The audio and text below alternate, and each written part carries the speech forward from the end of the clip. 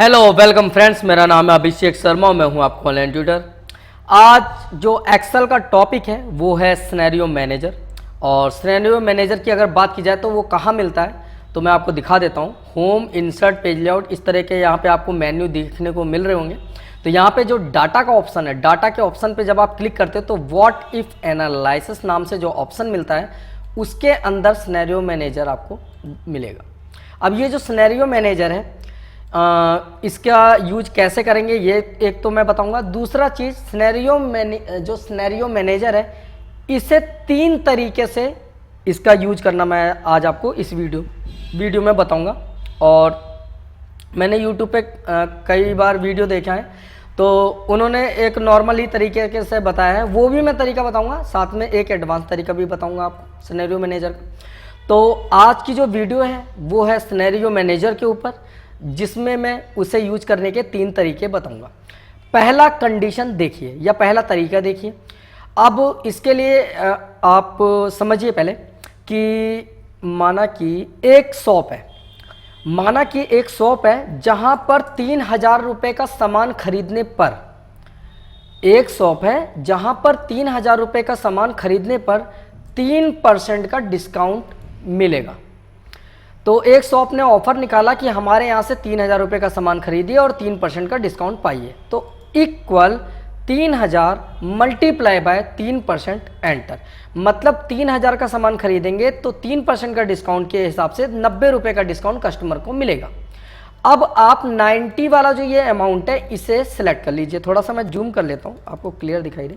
ये 90 वाली वैल्यू पे क्लिक कर लीजिए। उसके बाद व्हाट इफ एनालिसिस में सिनेरियो मैनेजर के ऑप्शन पे आप क्लिक कर दिए। जब क्लिक करेंगे तो यहाँ पे ऐड का एक ऑप्शन आपको देखने को मिल रहा होगा। ये जो ऐड का ऑप्शन है इस पे आपको क्लिक करना है।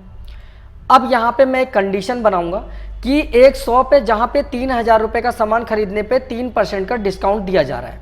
अब वहाँ पे एक कस्टमर सुबह सुबह पहुँचता है और जिसका नाम है सैम। वो कहता है भाई 3,000 का सामान लेने पे 3% डिस्काउंट, चलो जी मैं 3,000 का सामान खरीदूंगा।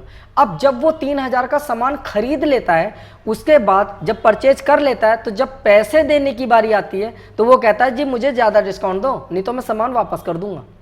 अब इस कंडीशन में जितने भी लोग होते हैं, जब ये चीज़ बोलता है तो जितने भी मतलब शॉप पे वर्क करने वाले हैं, डिपार्टमेंटल स्टोर पे वर्क करने वाले हैं, वो सभी एक साथ हो जाते हैं, इकट्ठा हो जाते हैं। अब वो कहते हैं सर डिस्काउंट तो ये शॉप का सभी के लिए है 3% का, इससे ज़्यादा नहीं मिलेगा। लेकिन वो बार्गेनिंग करता रहता है। काफ़ी देर बाद वो कहते हैं चलो एक काम करो 3% से इसे ज़्यादा डिस्काउंट दो, लेकिन कह देना कि ये किसी को कहेगा नहीं। अब उसे कहते हैं चलो जी आप तो चेंजिंग सेल पे मैंने 3% पे क्लिक कर लिया क्योंकि इस डिस्काउंट की वैल्यू को मुझे चेंज करना है। ओके का बटन दबाया। अब वो 3% की जगह उसे मिल जाता है 5% का डिस्काउंट। लेकिन अब वो क्या करता है, वो जब अपने कॉलोनी में जाता है तो ऐड पे मैंने क्लिक करा, अपने कॉलोनी या जहाँ पे वो रहता है वो वहाँ पे जाता है सोसाइटी में और सभी लोगों को बता देता है कि भाई वहाँ पे डिस्काउंट चल रहा है, मैंने तो ज़्यादा डिस्काउंट लाया उससे। अब उसे देख करके एक रमन नाम का लड़का चला जाता है, वो भी बार्गेनिंग करता है और वो लेके चला जाता है सपोज डेट 9% का डिस्काउंट। अब उसी तरीके से सुनकर एक लड़का रहता है रहीम, वो सोचता है मैं भी जाता हूँ और मैं भी बार्गेनिंग करके डिस्काउंट लूँगा ज़्यादा। जैसे ही वो सामान खरीदने के बाद कैश काउंटर पे जाता है तो उसका फ्रेंड वहीं जॉब करता था। अब वहीं जॉब करता था तो उसे कुछ कहना नहीं पड़ता, उसका फ्रेंड मतलब वहीं जॉब करने के कारण उसे एडिशनल बेनिफिट दिला देता है, मतलब 12% तक का डिस्काउंट। अब ओके का जब मैं बटन दबाऊंगा तो उन लोगों के या उन कस्टमर्स के नेम यहाँ पे आ जाएंगे जो इस वैल्यू से अलग डिस्काउंट लेकर गए हैं। अब इस वैल्यू से जो अलग डिस्काउंट लेके गए हैं उनके नाम यहाँ पे आ गए। जब जो शॉप है वो जब क्लोज होने लगी तो जो कैशियर था या जो कैश पे बैठा हुआ था कैश काउंटर पे, वो देखना चाहता है कि 3% पे 90 रुपये का जो डिस्काउंट है उससे ज़्यादा जो लोग डिस्काउंट लेके हैं उन्हें कितना कितना रुपए मैंने अमाउंट ज़्यादा दिया है। तो समरी के ऑप्शन पे जाके जब आप ओके का बटन दबाओगे तो यहाँ पे देखो करंट वैल्यू आ रही है। 3% पे 90 रुपये का सभी के लिए डिस्काउंट था, लेकिन सैम 5% का डिस्काउंट लेके गया, यानी कि 150 रुपये का फ़ायदा हुआ उसे। इन्होंने 9% के डिस्काउंट पे 270 रुपये का फ़ायदा हुआ। रहीम को 12% के डिस्काउंट पे 360 रुपये का बेनिफिट मिला। यानी कि उन लोगों की लिस्ट यहाँ पे सामने आ गई है जिन्होंने जो डिस्काउंट वाली वैल्यू थी उससे अलग, उससे हटकर उससे ज़्यादा डिस्काउंट लिया। तो इस तरीके से आप उसकी समरी चेक कर सकते हैं। ये तो थी पहली कंडीशन, उम्मीद करता हूँ आपको समझ में आ गया होगा। अब हम बात करते हैं दूसरी कंडीशन के लिए। थोड़ा सा मैं इसका साइज इंक्रीज कर लेता हूँ और आपको एक चीज़ और बताता हूँ, वीडियो थोड़ी सी लार्ज हो जाएगी, लेकिन अगर अच्छा सीखना चाहते हैं तो देखिए ज़रूर। और वीडियो लार्ज होने का कारण ये है कि मैं अब डेटा बनाऊँगा।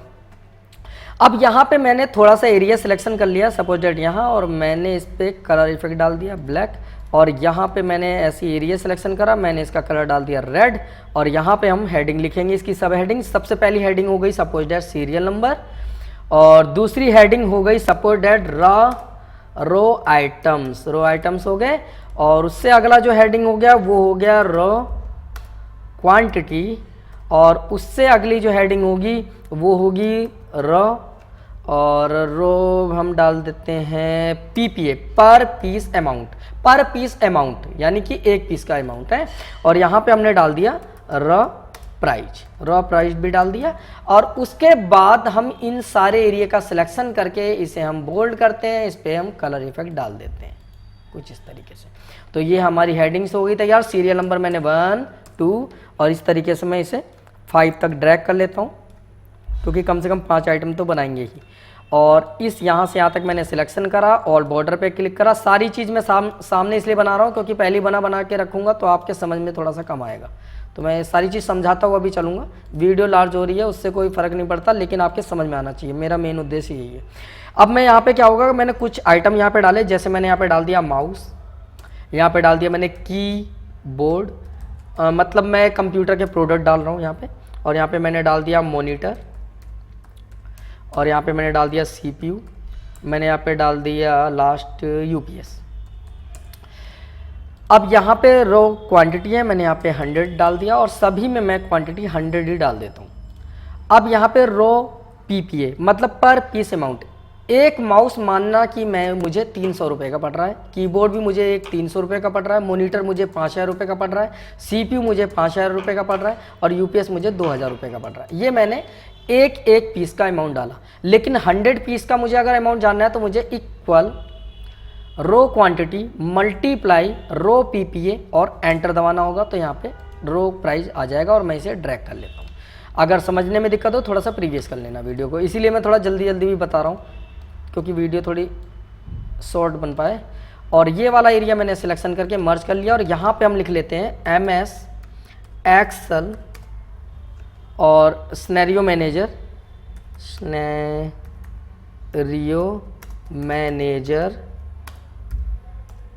Tutorial, okay. और इसका भी मैं कलर करके, इसका साइज बढ़ा करके, बोल्ड करके, थोड़ा साइज घटाते हैं और मिडिल में रख लेता हूँ। ये हमारी हो गई हेडिंग, और यहाँ पे ये जो सब हेडिंग थी इस पर भी हम मर्ज कर लेते हैं। और यहाँ पे मैं डालता हूँ 3 वे टू यूज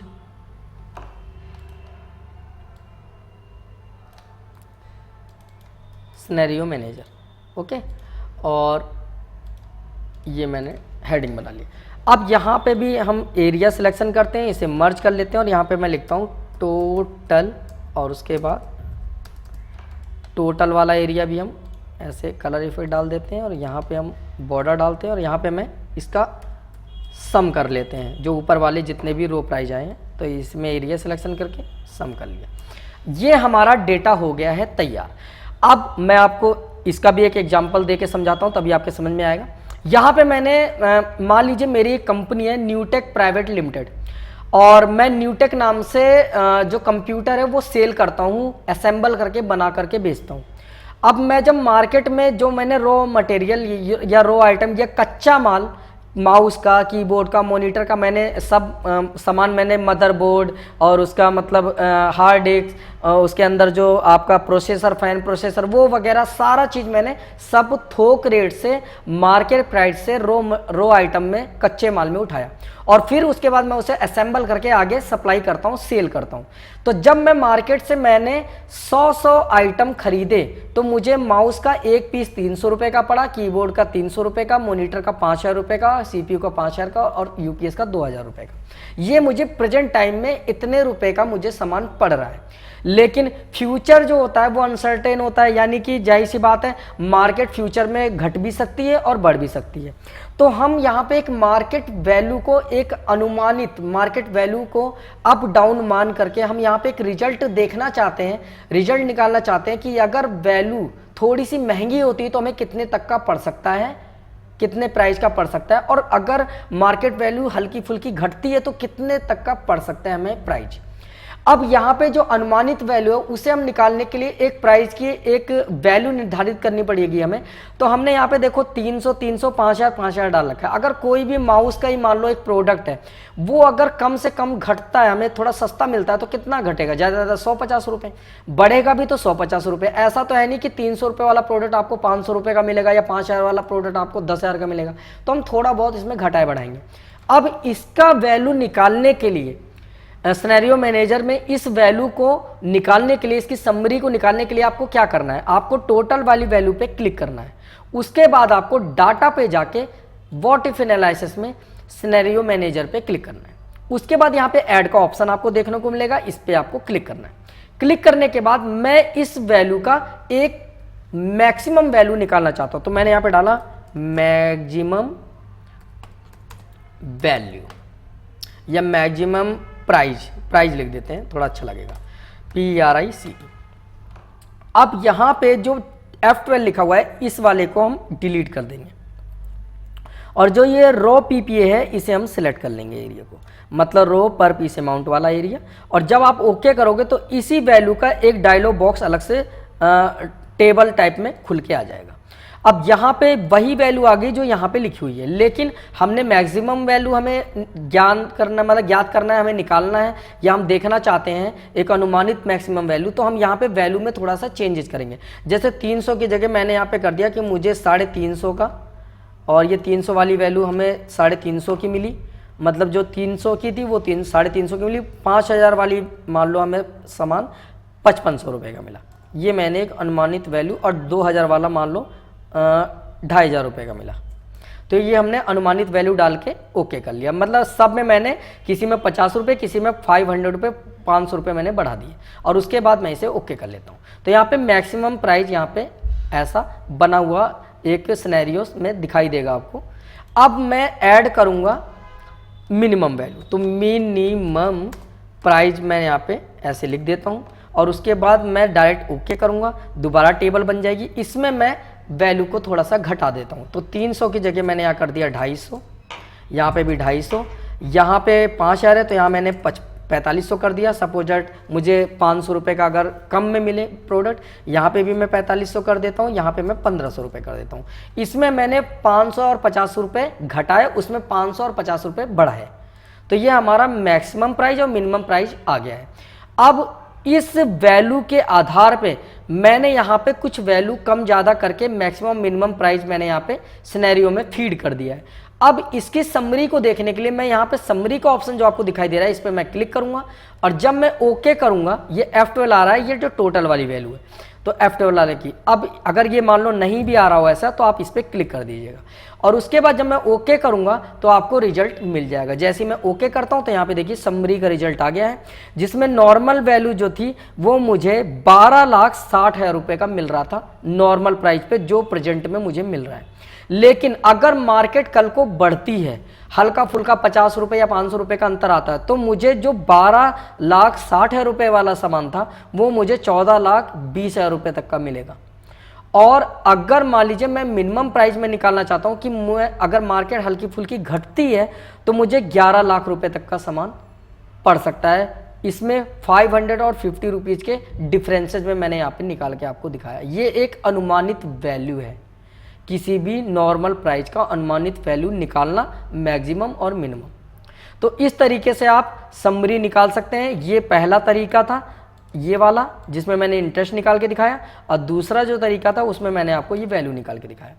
अब हम बढ़ते हैं तीसरे तरीके की ओर। उसके लिए मैंने सारा डेटा सिलेक्ट कर लिया और मैंने इसकी कर लिया कॉपी, और नेक्स्ट शीट पे हम जाके इसे कर लेते हैं पेस्ट। अब पेस्ट मैंने इसलिए कर लिया क्योंकि दोबारा बनाऊंगा भाई टाइम लगेगा, आप भी परेशान होंगे और आप कहेंगे कि सर एक ही चीज़ को 4-4 बार लिख रहे हैं। अच्छा जी, मैंने यहाँ से थोड़ा सा इसे जूम कर लिया। जूम करने के बाद अब मैं जो तीसरा तरीका बता रहा हूँ उसमें हम डेटा में चेंजेस यहीं देखेंगे, क्योंकि आप इसमें देख रहे होंगे कि अलग से एक सीट बन रही है सिनेरियो समरी की, यहाँ पे भी अलग से सीट बन रही है सिनेरियो समरी की, लेकिन यहाँ पे यही चेंजेस आपको मैं करके दिखाऊंगा। तो ये तीसरी कंडीशन है इसकी। अब इसमें क्या होगा, मैं पहले टोटल वैल्यू पे क्लिक करूंगा और मैं डाटा में व्हाट इफ एनालिसिस में समरी पे सिनेरियो मैनेजर पे क्लिक करूंगा समरी जानने के लिए, और ऐड के ऑप्शन पे मैं क्लिक करूंगा। ऐड के ऑप्शन पे क्लिक करने के बाद मुझे क्या करना है, यहाँ पे मैंने डाल दिया नॉर्मल। तो इसमें नॉर्मल पे जब हम क्लिक करेंगे तो ये जो चेंजिंग सेल है इसे आपको सिलेक्ट करना है पहले ही वाले की तरह, और ओके का बटन दबाना है। यहाँ पे जो नॉर्मल वैल्यू आ गई है जो यहाँ है वही सेम यहाँ है, आपको कुछ चेंज नहीं करना, डायरेक्ट आपको ओके करना है। तो यहाँ पे नॉर्मल नाम से एक सेल मतलब यहाँ पे सिनेरियो में फीड हो गया। अब मैं ऐड करूँगा दोबारा और यहाँ पे मैं डालता हूँ मैक्सिमम, और उसके बाद यहाँ पे जो चेंजिंग सेल है ये सिलेक्ट है ऑलरेडी। अगर आपको सिलेक्ट करना चाहते हैं तो आप इसे सिलेक्ट करके दोबारा सिलेक्ट कर सकते हैं, मर्जी है आपकी। और उसके बाद ओके करके यहाँ पे हम चेंजेस करेंगे। 300 वाली जो वैल्यू थी उसे हम कर देते हैं 350, यहाँ पे 350, और यहाँ पे 5500 कर देते हैं, और यहाँ पे 5500 कर देते हैं। यहाँ पे हमने 2500 कर दिया। जैसे पहले हमने चेंज करे थे सेम वैसे ही हमने 50 रुपीज़ और 500 रुपीज़ इसमें इंक्रीज कर दिए।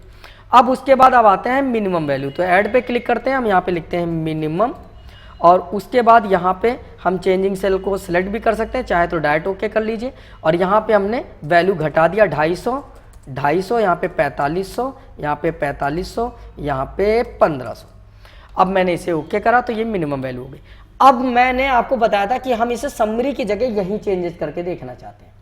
तो यहाँ पे हमें क्या करना है कि यहाँ पे आप देख रहे हैं 300, 300, 5000, 5000, 2000, टोटल 12,60,000 रुपये प्राइस है।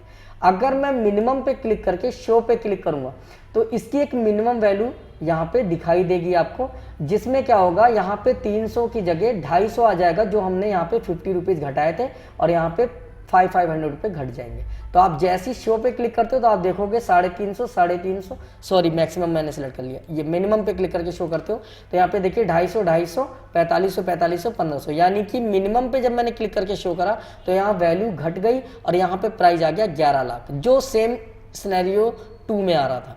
अगर मैं मैक्सिमम पे क्लिक करता हूँ और शो पे क्लिक करता हूँ तो देखिए 14,20,000 रुपये आ गए, और यहाँ पे देखो वैल्यू बढ़ गई। और नॉर्मल वैल्यू मैंने जो इसलिए सेव करी ताकि अगर हम इस डेटा में कुछ चेंजेस कर दें तो उसके बाद हम इसे दोबारा नॉर्मल कर सकें। तो इसलिए जब मैं नॉर्मल पे क्लिक करता हूं तो यहाँ पे देखिए नॉर्मल वैल्यू वही 12,60,000 रुपये दोबारा आ गई।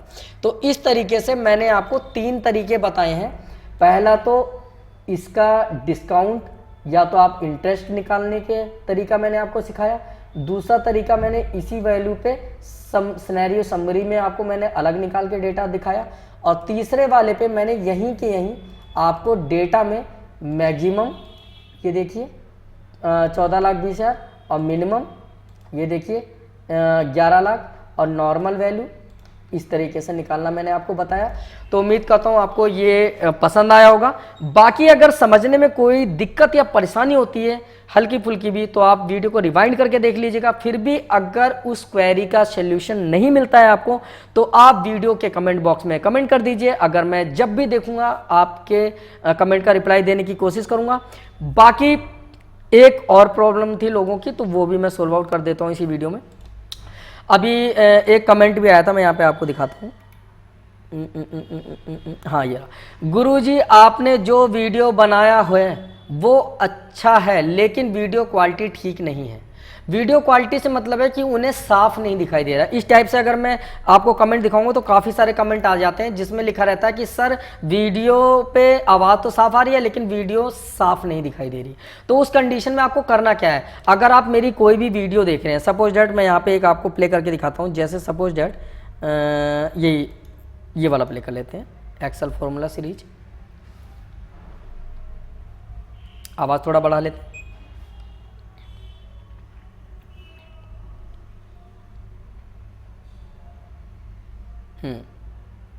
ये हो गया प्ले।